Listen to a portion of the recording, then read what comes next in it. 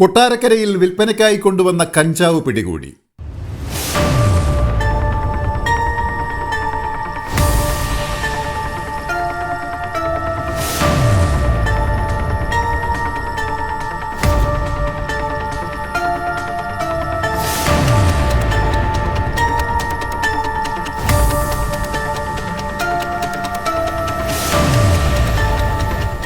കൊട്ടാരക്കരയ്ക്ക് സമീപം പൊലിക്കോട് എന്ന സ്ഥലത്ത് 2 കിലോഗ്രാം കഞ്ചാവുമായി ആയൂർ രാധാമന്ദിരത്തിൽ കണ്ണൻ എന്ന് വിളിക്കുന്ന 27 വയസ്സുള്ള അഖിൽ മോഹൻ, ഇളമാട് തേവന്നൂർ അഖിൽ ഭവനിൽ 24 വയസ്സുള്ള അഖിൽ എന്നിവരെയാണ് കൊല്ലം റൂറൽ ഡാൻസ് ആപ്പ് ടീം പിടികൂടിയത്.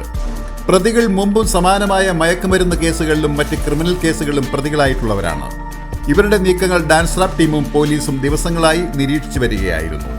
കൊല്ലം rural SP KM Sabu Mathew IPS ലഭിച്ച രഹസ്യ വിവരത്തിന്റെ അടിസ്ഥാനത്തിൽ അഡീഷണൽ SP പ്രതാപൻ നായരുടെ നിർദ്ദേശാനുസരണം കൊട്ടാരക്കര DYSP GD വിജയകുമാറിന്റെ നേതൃത്വത്തിൽ dance app SIമാരായ Jyothish Chiravoor, Biju Haq, CPOമാരായ Saju, Abhilash, Vipin Cletus, Kottarakkara CI Prashant എന്നിവർ ചേർന്നാണ് പ്രതികളെ നാടകീയ നീക്കത്തിലൂടെ പിടികൂടിയത്.